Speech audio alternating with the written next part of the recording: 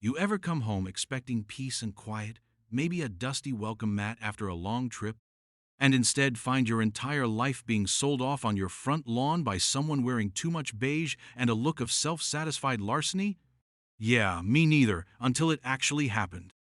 I'm Sergeant Alex Mason, United States Army, and this is the unvarnished, unbelievable story of how my homeowners association president, a woman whose ambition far outstripped her common sense or any discernible sense of decency, tried to auction my house, my furniture, my cars, hell, probably even my lucky deployment toothbrush, while I was supposedly thousands of miles away serving my country in some godforsaken desert. She likely thought she'd hit the suburban jackpot, a quick flip, a power trip fulfilled.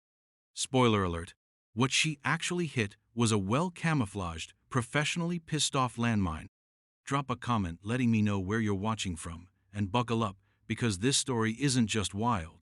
It's a masterclass in why you don't mess with someone who's professionally trained to deal with hostile environments. My deployment had been unexpectedly curtailed.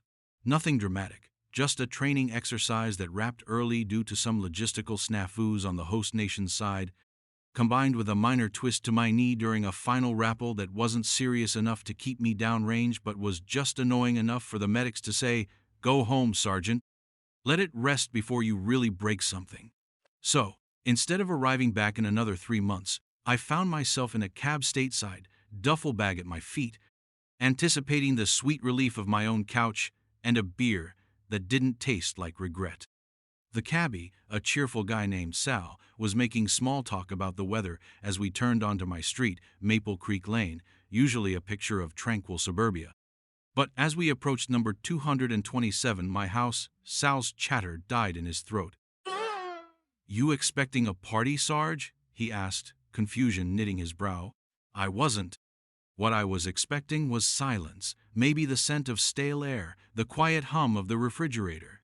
What I got was a carnival of avarice. My front lawn, usually a neat expanse of green I paid good money to maintain even in my absence, was swarming with people. Bargain hunters, vultures, call them what you will. My sofa, a comfortable leather monstrosity I'd saved up for, was sitting near the curb with a bright yellow Lot 37 tag on it. My dining table, where I'd shared exactly one meal before shipping out, was similarly adorned, and there, like a queen bee presiding over her ill-gotten honey, was Karen. Karen. Her full name was Karen Pendleton, but in the annals of Maple Creek HOA, she was, and forever will be, simply Karen. She was a woman who wore her perceived authority like an ill-fitting designer knockoff, ostentatious, loud, and ultimately cheap. Today, she was in her element, dressed in a beige pantsuit that strained heroically across her ample frame, a pair of oversized sunglasses perched on her nose despite the overcast sky, and a clipboard clutched to her chest like it contained the nuclear codes. An auctioneer, a slick-looking fellow with a microphone, was just warming up, his voice echoing slightly. And next up, ladies and gentlemen, a beautiful cherry wood coffee table, practically brand new. Do I hear $50? I felt a cold fury, the kind that settles deep in your gut, icy and sharp. This wasn't just an invasion, it was a desecration. My cab fare was forgotten. I was out of the car before Sal could even put it in park, my duffel hitting the pavement with a thud. I strode towards Karen, my limp momentarily forgotten, the crowd parting slightly as they registered the look on my face. It must have been quite a picture. Me, still in dusty combat boots and slightly rumpled travel attire, face set like granite, marching towards the self-appointed queen of the cul-de-sac. "Karen," I said, my voice low and dangerously calm. She turned, a flicker of surprise in her eyes quickly replaced by that familiar condescending smirk. "Well, well, look what the cat dragged in. Sergeant Mason, isn't it? You're a little off schedule. And on private HOA business, I might add." "Private HOA business? On my lawn? With my possessions? What in the seven hells," I began, keeping my voice even despite the tremor of rage, "do you think you're doing?" She actually tesked. "Language, Sergeant. This property," she waved a dismissive hand towards my house, my home, "is under whole lien and scheduled for auction due to significant delinquency and, frankly, abandonment. It's all perfectly legal, all above board. Her smile was pure, unadulterated smugness. She genuinely believed she held all the cards. Delinquency? I had my HOA dues on autopay from an account specifically funded for all my domestic bills while deployed. Abandonment? The HOA board, including her, had received a letter from my CO's office confirming my deployment status and expected duration, along with contact information for my rear detachment. I took a slow breath, the training kicking in. Observe, assess, don't escalate uncontrollably, gather intel. My eyes swept the scene. My prized vintage Ducati Monster, which I kept covered in the garage, was out on the driveway, a sold sign already plastered on its windscreen. My slightly less prized but equally essential Ford pickup, same story. The sheer audacity was breathtaking. This wasn't just an overzealous HOA president on a power trip. This felt personal, predatory. I said, my voice dropping another octave, "You have made a monumental mistake." Her smirk faltered just a fraction. "The only mistake here, Sergeant, was you thinking you could ignore your community obligations. The HOA has rules. Rules I intend to enforce." She puffed out her chest. I pulled out my phone. "That's interesting, Karen, because I'm fairly certain there are also rules against grand larceny, illegal eviction, and fraud. Let's see what the local police think about your interpretation of community obligations." Her face, already a little florid under the beige, started to model. "You wouldn't dare." "This is an official HOA proceeding." I was already dialing. 911, what's your emergency?" a calm voice asked. "Yes," I said, my eyes locked on Karen's rapidly paling face. "My name is Sergeant Alex Mason. I'm an active-duty soldier, and I've just returned to my home at 227 Maple Creek Lane to find the HOA president, a Ms. President, Karen Pendleton, attempting to illegally auction off my house, my vehicles, and all my personal belongings. I believe several felonies are in progress." The dispatcher, to her credit, didn't miss a beat. "Sir, are you in a safe location? Are they armed?" "Armed with a clipboard and a terrifying level of entitlement, maybe. I'm standing on my front lawn, which is currently an unauthorized auction site," I replied. "The primary instigator is unarmed but dangerously delusional." Karen started sputtering. "How dare you, officer? This man is trespassing. He abandoned this property." "He's clearly unstable." The auctioneer had fallen silent, his microphone emitting a faint hiss. The crowd was murmuring, sensing the drama was about to get a significant upgrade. The first siren wailed in the distance, a beautiful, beautiful sound. Karen looked like she'd swallowed a wasp. This was just the opening salvo, and I had a feeling the war for Maple Creek Lane was going to be one for the books. The arrival of the first patrol car, lights softly strobing in the gray afternoon, brought a temporary halt to Karen's indignant squawking. Two officers emerged, a seasoned-looking older cop, Officer Miller, and his younger, more visibly bewildered partner, Officer Davies. Miller had that seen-it-all-before weariness, but his eyes were sharp. Karen, recovering her composure with alarming speed, launched into her pre-rehearsed victim narrative. "Officers, thank goodness you're here. This man," she pointed a dramatically trembling finger at me, "is Sergeant Mason, a former resident who abandoned his property months ago. He's delinquent on over a year's worth of HOA dues, and the property was legally foreclosed upon by the Homeowners Association according to our bylaws. We are simply executing a lawful asset sale to recoup the losses. He's trespassing and causing a disturbance." She even managed to squeeze out what looked suspiciously like a crocodile tear. It was a performance worthy of a daytime soap opera, albeit one with a very limited budget for costuming. Officer Miller turned to me, his expression unreadable. "Sir, your side of this." I presented my military ID, my driver's license with the 227 Maple Creek Lane address, and then the pièce de résistance, my official deployment orders, and the letter from my unit confirming my active duty status and expected return timeline, which was still supposed to be months away. "Officer," I said calmly, "as you can see, I am Sergeant Alex Mason, the legal owner of this property. I am on active military duty and only returned stateside today due to a minor injury. My HOA dues are, and always have been, on automatic payment. I had my banking app open on my phone, ready to show the transaction history. Miss Pendleton here was formally notified of my deployment. There has been no abandonment, and any alleged delinquency is fabricated. She is attempting to steal my home and possessions. Officer Davies was looking increasingly uncomfortable, glancing between Karen's now apoplectic face and my calm presentation of facts. Officer Miller took the documents, scanned them, then looked back at Karen. "Ma'am, these documents seem to corroborate Sergeant Mason's statement.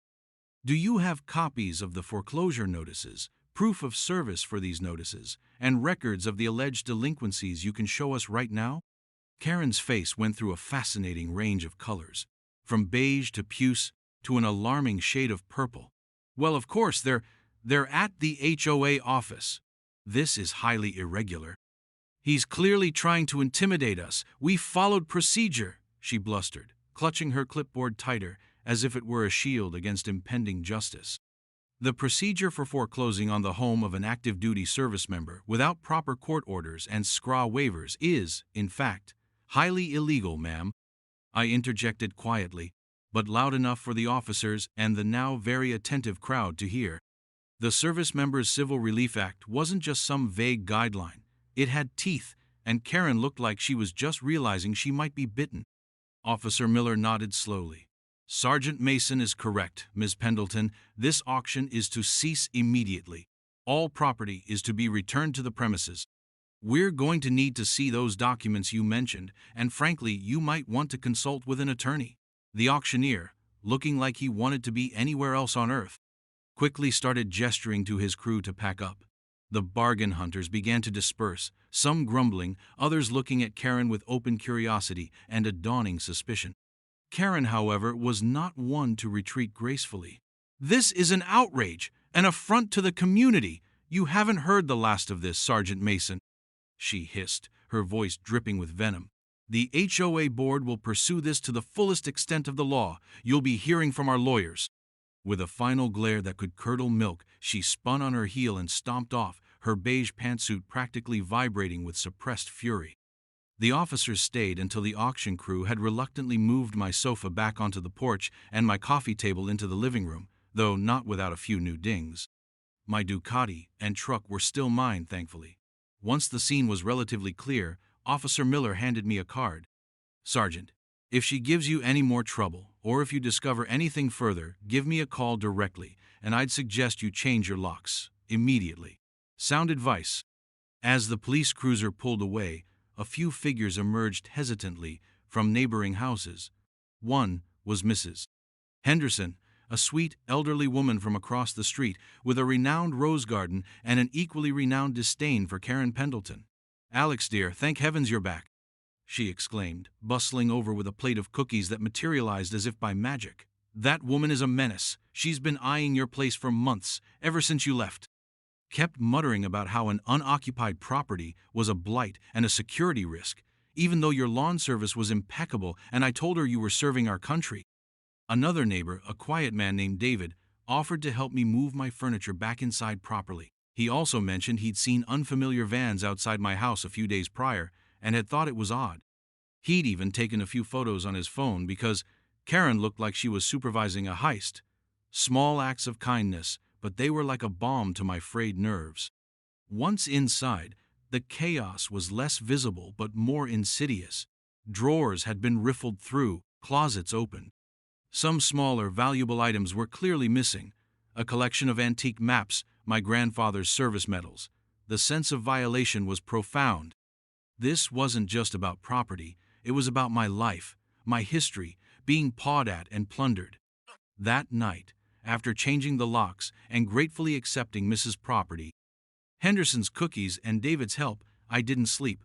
I sat at my recovered dining table, a borrowed laptop humming, and began my counteroffensive. My military training, particularly the aspects involving intelligence gathering, meticulous record-keeping, and understanding chains of command and procedural protocols, kicked into high gear. This was no longer just a personal affront. It was Operation HOA Takedown. I pulled up my saved digital copy of the Maple Creek HOA covenants, conditions, restrictions, a document so dense and mind-numbing it could weaponized as a sleep aid. I forced myself to read every arcane clause, every subsection detailing procedures for dues, liens, special assessments, and crucially disciplinary actions and property seizures. I cross-referenced my bank statements, every single HOA due paid on time confirmed. I searched my emails, my physical mail that Mrs. Henderson had kindly collected, not a single official notice of delinquency, no registered letters, no warnings of impending doom. Just the usual newsletters about approved paint colors and reminders about recycling day. Then, I remembered the HOA's clunky online portal, which I rarely used. Perhaps Karen, in her infinite cunning, had posted notices there, knowing deployed personnel rarely have reliable, continuous internet access for such trivialities. Logging in was a challenge, my password long forgotten, but after a frustrating reset process, I was in. I navigated to the Member Documents section, and there it was.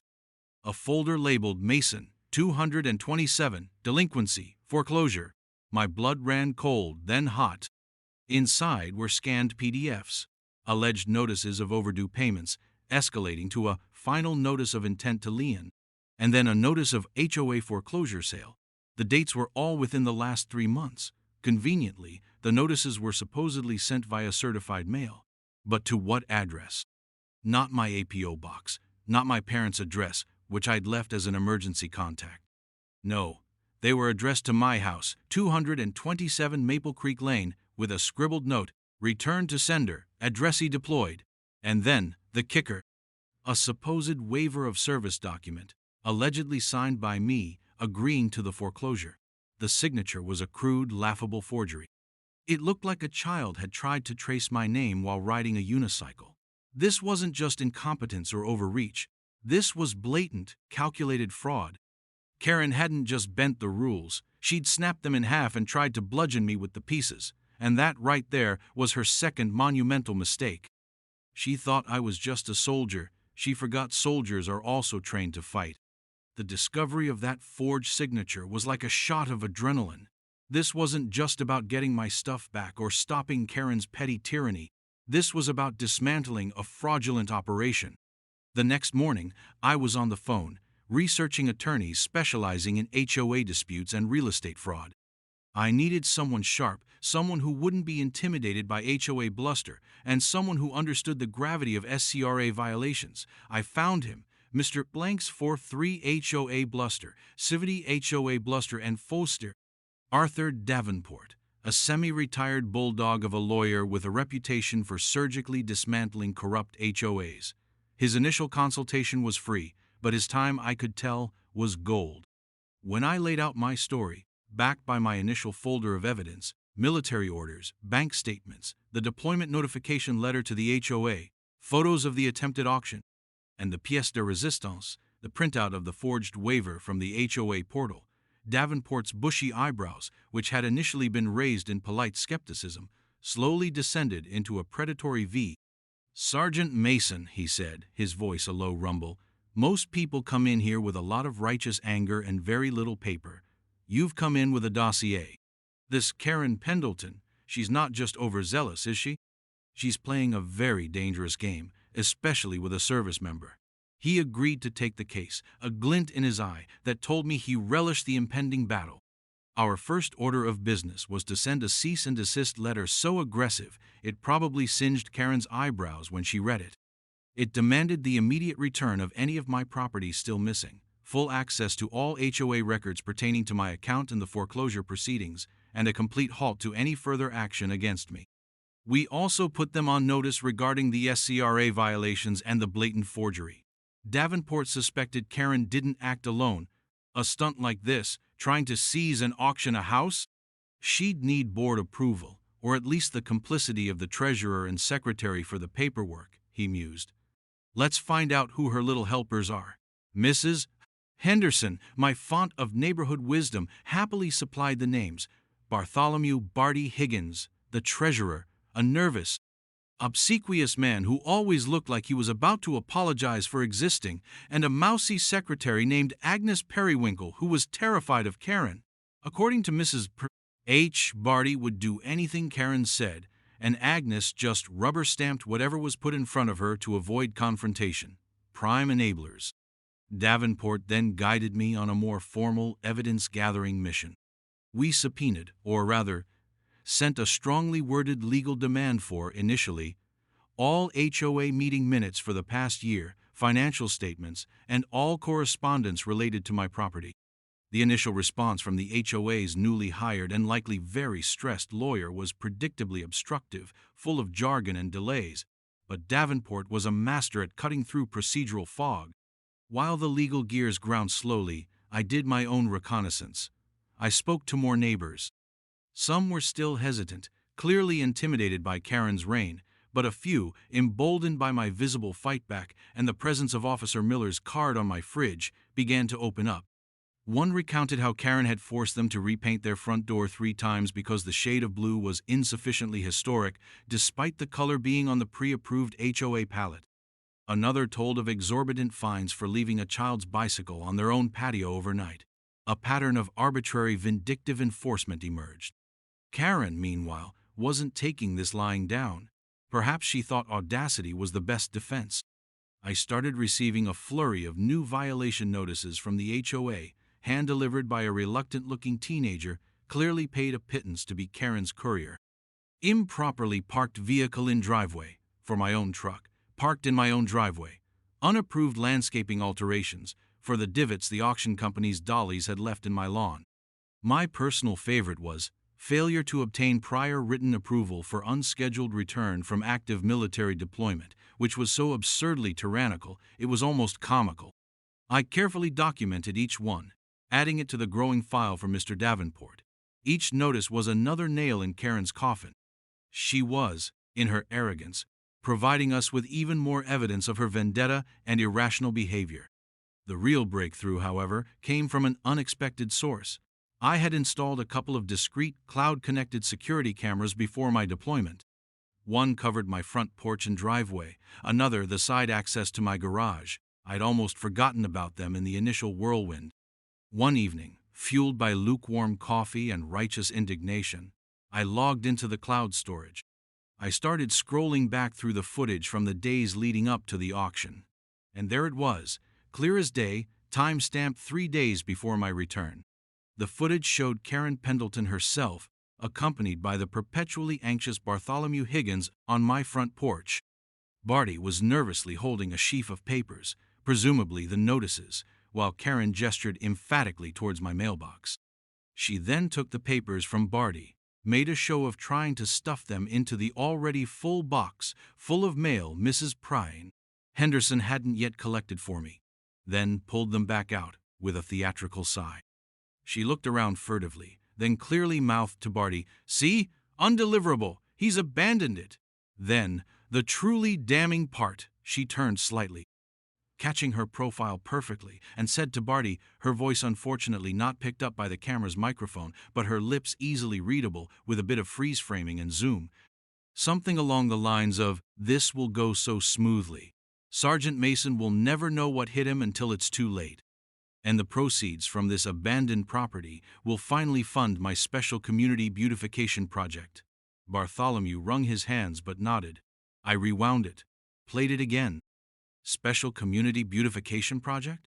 I later found out from a now much more cooperative Agnes Periwinkle, after Davenport sent her a very polite but firm letter outlining her potential liabilities as a board officer, that Karen's special project was a new, imported Italian marbled birdbath and a collection of prize-winning exotic petunias for her own meticulously manicured backyard, which she'd been complaining the HOA General Fund couldn't possibly stretch to cover. The sheer, unadulterated gall of it. This wasn't just about power. It was about feathering her own nest, quite literally, with my assets. I saved the footage, made multiple backups, and emailed a copy to Davenport with the subject line, "Christmas came early." He called me within 10 minutes, his voice alight with what I can only describe as gleeful, lawyerly bloodlust. "Sergeant," he chuckled, "I believe we just found our smoking gun, or in this case, our smoking bird bath." With the security footage of Karen and Bartholomew essentially confessing their intent and manufacturing the undeliverable notice charade, Mr. Davenport declared it was time to move from defense to offense. She thinks she's untouchable in her little fiefdom," he said, tapping a pen on the printouts of the incriminating screenshots. "We need to confront her on her own turf in front of the other homeowners. The next HOA general meeting is in 2 weeks. We'll request to be put on the agenda." He drafted a formal letter to the HOA board, King, their bewildered attorney, requesting time to discuss urgent matters of HOA governance, financial irregularities, and potential malfeasance by board officers. The language was polite but loaded. Karen, predictably, tried to deny the request, claiming the agenda was already full and our concerns were unsubstantiated and disruptive. Davenport, however, had anticipated this. He quoted the HOA's own bylaws back to them, a specific clause allowing any homeowner in good standing, which I now demonstrably was, despite Karen's efforts to add items to the agenda with sufficient notice. Checkmate. He also, very discreetly, had a quiet word with Agnes Periwinkle, the mousy secretary. He didn't threaten, he simply laid out the potential legal ramifications for board members who knowingly condoned or ignored fraudulent activity, especially something as serious as violating the SCRA. Agnes, he reported, turned a shade paler than her usual beige office wear and promised to ensure the matter was correctly tabled. In the days leading up to the meeting, we prepared meticulously. We compiled a presentation, a clear, chronological narrative of events supported by copies of my deployment orders, bank statements proving dues were paid, the HOA's own lack of communication, the forged waiver, and stills from the security footage. The pièce de résistance would be the video clip itself. We also drafted a list of formal demands. Meanwhile, word of the impending showdown was spreading through Maple Creek like wildfire, thanks in no small part to Mrs. Henderson's highly effective neighborhood telegraph system. The atmosphere in the community shifted from quiet apprehension to buzzing anticipation. It seemed many residents had their own stories of Karen's petty tyrannies and were eager to see her finally face some accountability. Karen, for her part, tried to project an air of unbothered authority, sending out a particularly snippy HOA newsletter about the importance of maintaining aesthetic harmony by ensuring all trash cans were stored out of sight, even on non-collection days. It was a pathetic attempt to reassert dominance, and everyone saw it for what it was. The night of the HOA meeting arrived. The community clubhouse, usually host to tepid potlucks and sparsely attended committee gatherings, was packed. Extra chairs had been brought in, and people were standing along the walls. The air was thick with expectation. Karen sat at the head table, flanked by Bartholomew Higgins, who looked like he hadn't slept in a week and kept dabbing his upper lip with a handkerchief, and Agnes Periwinkle, who seemed to be trying to make herself invisible by sinking lower into her chair. Karen attempted to open the meeting with her usual bland pronouncements about upcoming gutter cleaning schedules, but the tension in the room was palpable. When she finally, grudgingly announced our agenda item, a hush fell over the crowd. Mr. Davenport and I took our places at a small table facing the board. I began, my voice steady and measured. I laid out the facts, my service, my deployment, the auto payments, the utter lack of legitimate communication from the HOA regarding any alleged issues. I presented copies of my bank statements and military orders, projecting them onto a screen we'd brought. Murmurs rippled through the audience. Then Mr. Davenport stood up. His demeanor was calm, almost professorial, but his words were like precision-guided missiles. "Ladies and gentlemen of the Maple Creek Homeowners Association," he began, "what Sergeant Mason has just described is deeply troubling, but it is, unfortunately, only the beginning of the story."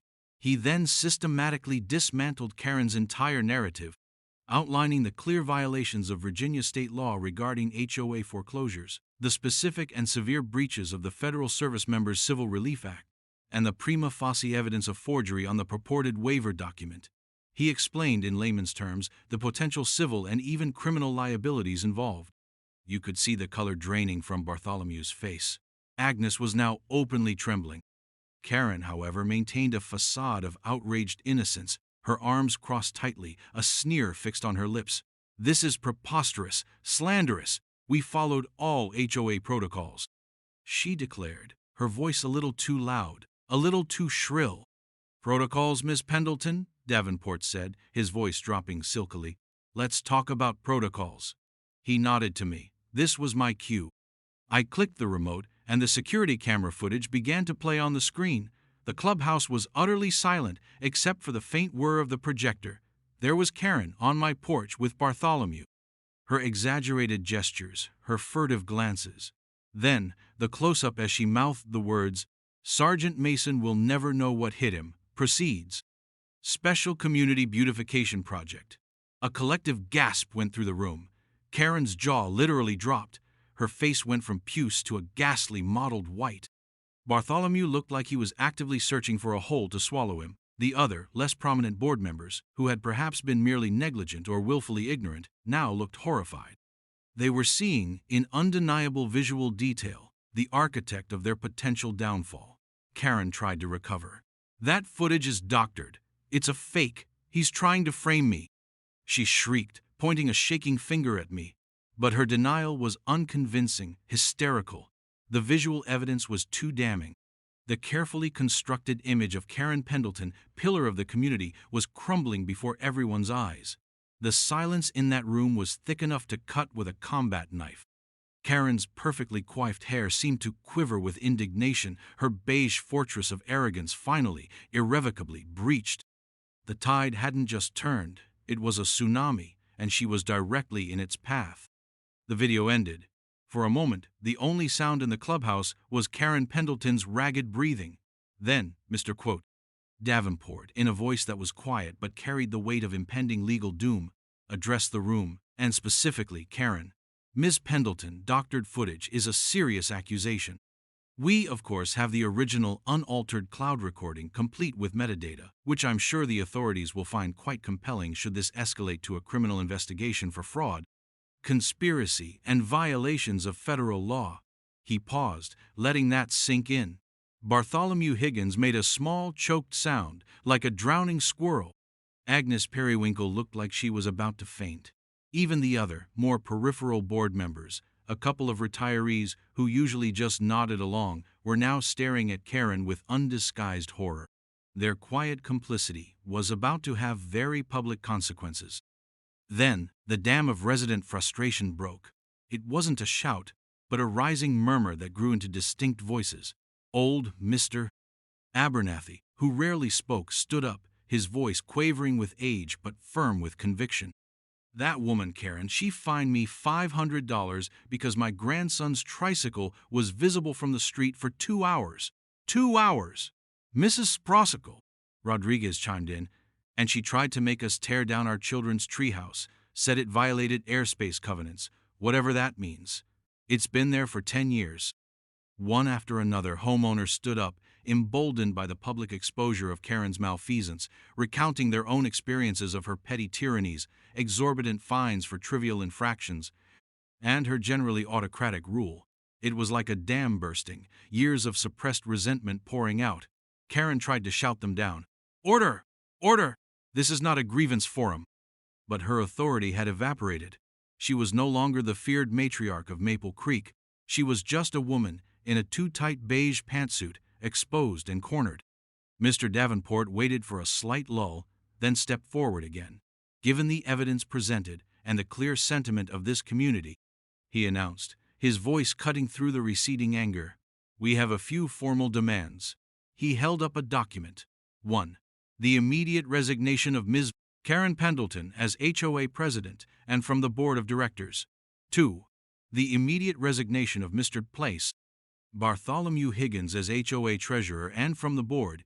Given his clear complicity, Bartholomew actually whimpered and sank lower in his chair, covering his face with his hands. 3. The HOA will commission a full independent forensic audit of all HOA finances for the entirety of Ms. Pendleton's tenure as president. 4. The OA will issue a formal public apology to Sergeant Mason for the illegal actions taken against him, the distress caused, and the damage to his reputation and property. 5. Full restitution will be made to Sergeant Mason for all legal fees incurred, the replacement value of any missing or damaged property, and appropriate compensation for the gross violation of his rights under the Service Members Civil Relief Act. He then added, looking directly at the remaining board members, and we strongly advise the board to review and reverse any and all punitive actions, fines, or liens levied under Ms. Prius Pendleton's leadership that cannot be clearly and unequivocally justified under a fair and reasonable interpretation of the CC rupees. The remaining board members looked at each other, then at Karen, then back at Davenport. The fear in their eyes was palpable. One of them, a man named Henderson, no relation to my kind neighbor, unfortunately for Karen, who usually just read the minutes, cleared his throat nervously. Ms. Brusselmake, buzz@grockan.com. Pendleton, Karen, I think, in light of what we've seen, perhaps it would be best if you considered stepping down. His voice was barely a whisper. But in the charged silence, it sounded like a cannon shot. Karen stared at him, then at me, her face a mask of fury and disbelief. For a moment, I thought she might explode, or perhaps try to physically attack someone with her clipboard. Instead, she snatched her purse, uttered a single strangled shriek that was more animalistic than human, and stormed out of the clubhouse, nearly bowling over Mrs. Plows. Henderson, who was standing near the door with a small, satisfied smile. Bartholomew, without a word, scribbled something on a napkin, presumably his resignation, and scurried out after her, looking like a chastened vole. Agnes Periwinkle, tears streaming down her face, simply nodded mutely when asked if she would ensure the demands were formally recorded. The reign of Karen was officially over. The clubhouse erupted, not in cheers, but in a collective, relieved sigh, followed by a buzz of excited, liberated conversation. Justice, it turned out, didn't always wear a uniform. Sometimes it wore a sharp suit and carried a well-prepared evidence binder. The aftermath of Karen's spectacular public immolation was swift and, for her, brutal. The remaining board members, terrified of being dragged down with her, practically tripped over themselves to comply with Mr. Davenport's demands. An interim board was hastily formed, consisting of some of the more level-headed homeowners who had previously been too intimidated to get involved, including, to my surprise and quiet amusement, Mrs. Quarting, the 79. Henderson, who accepted her nomination with a twinkle in her eye, promising sensible gardening initiatives and absolutely no beige. The forensic audit was commissioned immediately, and what it began to unearth was even worse than we initially suspected. Karen and Bartholomew hadn't just been planning to use my auction proceeds for her birdbath. They'd been systematically skimming from HOA funds for years. Landscaping overages that went into Karen's pocket, consulting fees paid to a non-existent company Bartholomew had set up, emergency repairs that never happened. The Special Community Beautification Project was just the tip of the iceberg. It turned out my near disaster was the catalyst that exposed a long-running grift. Legally, Karen Pendleton and Bartholomew Higgins found themselves in a world of hurt. The HOA, under its new leadership and with Mr. Blank Davenport's guidance, initiated a civil suit against them to recover the embezzled funds, which the audit estimated to be in the tens of thousands. My personal settlement was substantial. Davenport made sure of it. The SCRA violations alone carried significant penalties, and that was before factoring in the emotional distress, the cost of replacing my stolen antique maps and grandfather's medals, some of which, sadly, were irreplaceable heirlooms whose loss stung more than any financial cost, and my legal fees. Karen had to sell her own oversized house, the one with the soon-to-be famous petunia patch, to cover her legal bills and the initial restitution payments. Last I heard, she was living in a cramped apartment across town, her dreams of Italian marble birdbaths gathering dust. Bartholomew, true to form, cooperated fully with investigators in exchange for a slightly less ruinous outcome, though his reputation was irrevocably shredded. There was even talk of criminal charges for fraud and embezzlement by the county prosecutor, spurred by the sheer brazenness of their scheme and the SCRA violations involving an active-duty soldier. For me, life slowly returned to a semblance of normalcy, albeit a new normal. The community threw a welcome home, properly this time, Sergeant Mason, barbecue, where Mrs. Properly, this time, welcome home. Henderson presented me with a truly magnificent apple pie. The new HOA board, with surprising efficiency, overhauled the old draconian bylaws, emphasizing transparency and common sense. Unfair fines were rescinded. The atmosphere in Maple Creek transformed from one of simmering resentment to genuine neighborliness. It turned out most people just wanted to live peacefully without being micromanaged by a petty tyrant. I even got involved, on a very casual basis, helping them set up more secure and transparent digital record-keeping systems, a small way to ensure a Karen-esque figure couldn't easily manipulate things again. Reflecting on the whole insane episode, it's still hard to believe the sheer audacity of it all. Karen's overweening ego and her profound underestimation of who she was dealing with were her undoing. She saw a soldier, assumed an absence, meant an opportunity, and thought her flimsy authority was absolute.